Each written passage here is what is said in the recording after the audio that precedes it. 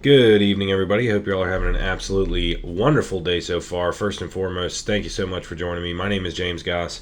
This video is going to be based around my kettle corn business, so obviously the title is probably going to be something like wholesale versus live events. So obviously I own a kettle corn company. I've been doing this for about 4 years now.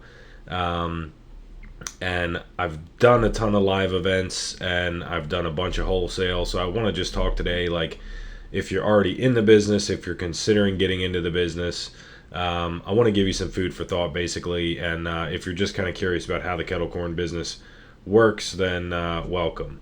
So anyway, I want to start off by basically telling you the way that I began this. So the first thing I did, and I think probably a lot of other kettle corn people do the same thing. Um, I started off doing just like my local farmers markets. So essentially, I just reached out to like 7 different markets, and I got a response from 5 of them saying like, "Hey, you're more than welcome to come set up here." So at the time when I started that, I was pre-popping at my house, and then I was bringing to the farmers market. At that time, I didn't have a trailer. I wasn't able to bring my live setup there.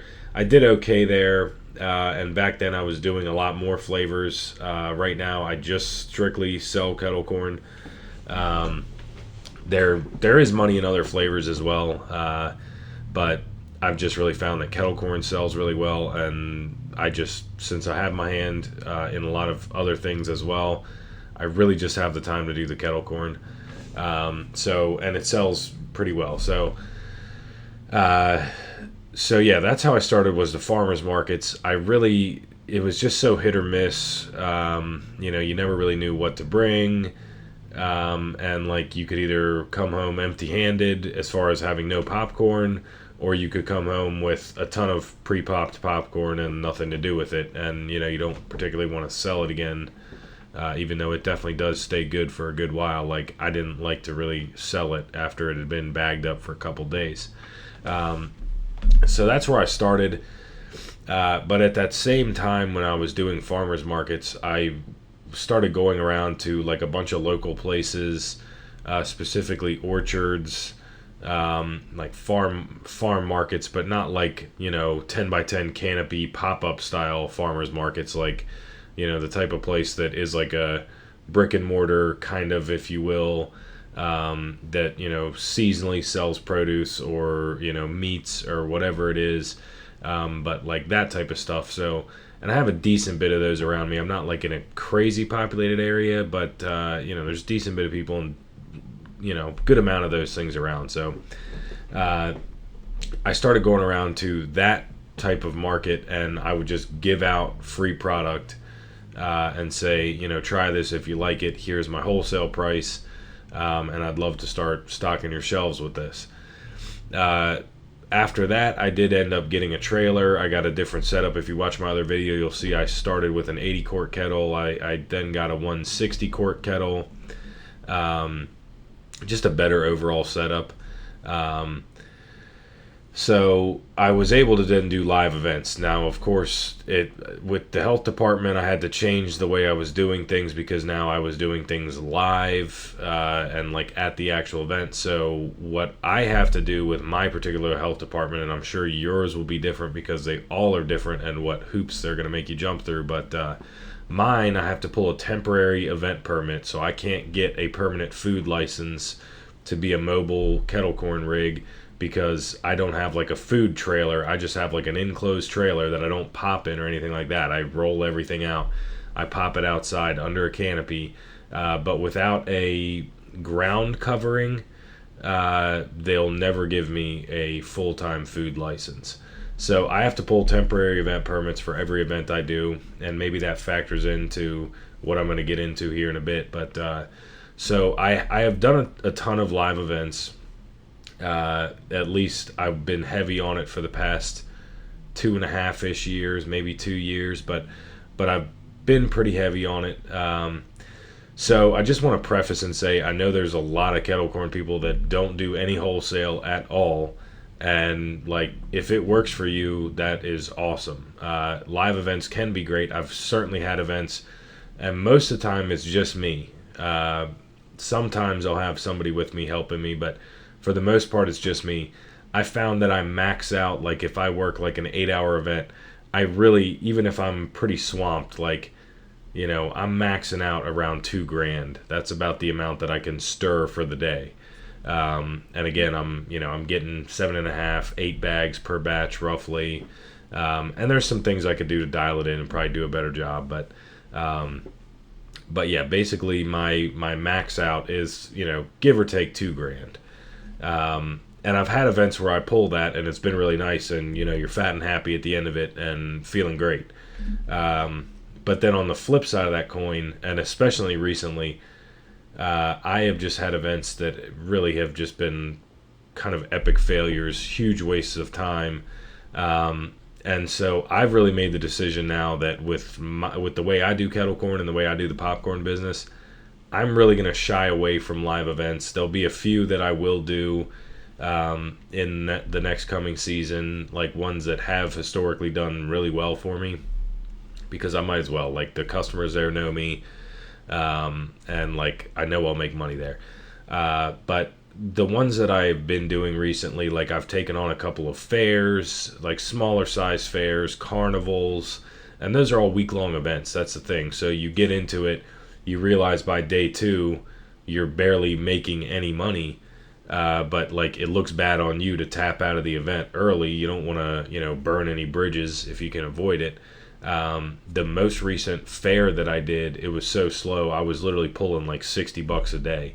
The first 2 days was Friday, Saturday, and I did do okay those days. And so I was able to pay my vendor fee off, which was like $550. And then Monday, Tuesday, I was pulling like $60 a day, and I was there for 12 hours. Like, it was supposed to be there, 8 o'clock in the morning. I was there for longer than that, I guess, because I was supposed to be there 7, 8 o'clock in the morning and not leave until 10 o'clock at night.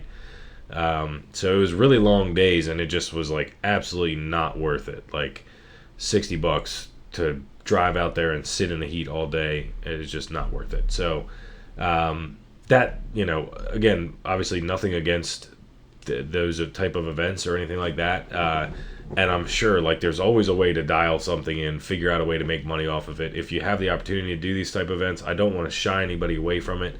And it really is super dependent on the event. So you gotta be able to consider how many people are going to be there, consider what type of event it is. And another thing that I've really found is, at least where I'm at, I'm in Maryland, extremely seasonal. If you're like in kind of a mild climate all the time, as far as like it being somewhat cool, kettle corn will probably go really well. But like, for me, in the heat of summer, which is when I was doing these events, people just aren't buying hot popcorn, believe it or not. I don't want it either. I don't blame them. So, so anyway, it's really something like, again, I don't want to shy anybody away from the live events, because you can make a lot of money doing these things, especially if you get in with the right events and, you play your cards right. And it does take a while to find the right ones and dial in what you want to do. But if this is going to be your full-time gig, I think live events can make you a lot of money, but you do have to be careful and just make sure you don't set yourself up to, be sitting there just kind of, beating on your head for the entire week making no money. And that will really turn you off to the business as a whole. So obviously what I'm leading towards here is that I really prefer wholesale. The way that I do my business, I have a regular job as well. And so this isn't my full-time thing.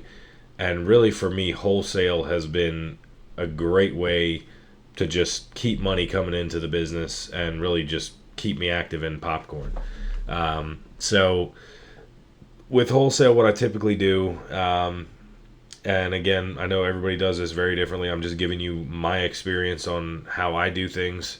You may want to do things differently, or you may be doing things differently, but I do a one-size-fits-all bag. I think Typically, what my one size bag is a medium that you'll see a lot of people do. So I basically sell only medium size bags.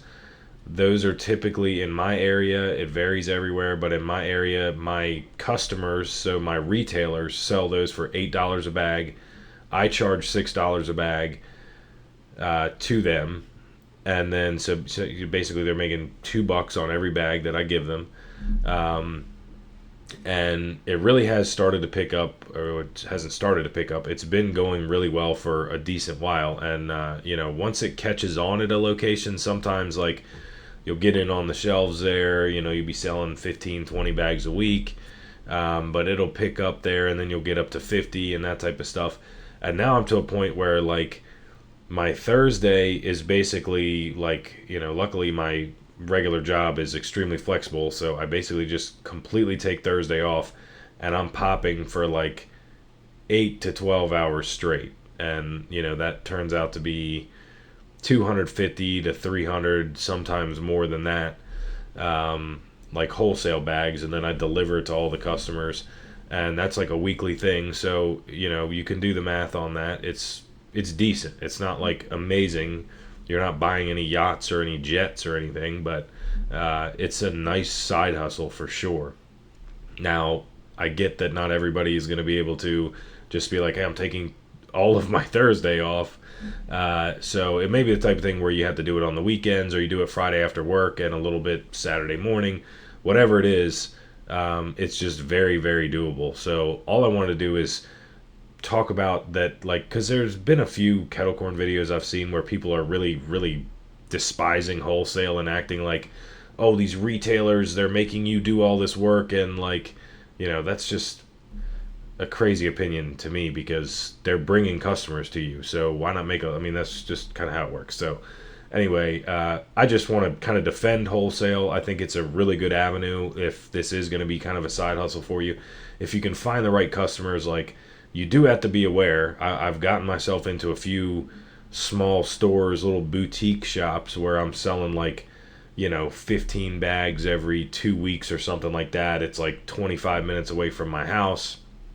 It's like, is it really worth driving out there, to deliver those bags? And, sometimes it just becomes more of a headache than it's worth. But if you can find either a high volume of small little retail shops like that, or a couple really good wholesale clients that are going to buy 100, 200 bags from you a week, it turns out being pretty decent money, and definitely helps. So that's really all that I want you guys to consider when you're either in the business or getting into it, is and obviously you can do both things. There's a ton of people that do this full time that have their live events and their wholesale on the side.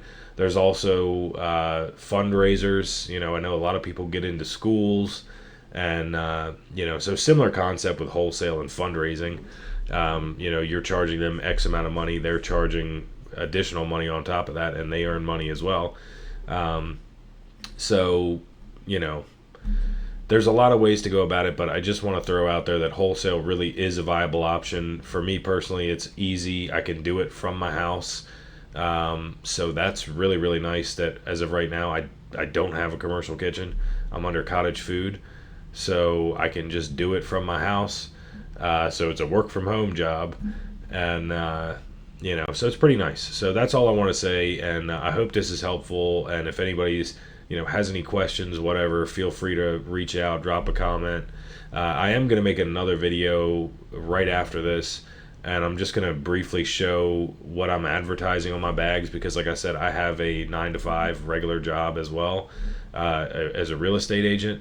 So I'm also advertising on the popcorn. So I want to show you guys that. And if there's any other kettle corn side hustlers out there, I just want to get the gears turning in your head that maybe this is something you can do, because truthfully, people are going to buy the popcorn because they like popcorn anyway. What's it hurt if you throw an ad on there, because you never know who's going to call about it or whatever. So anyway, so I really hope this has been helpful. I really, really appreciate you tuning in, and appreciate your time. Have an absolutely wonderful day, and thank you very much.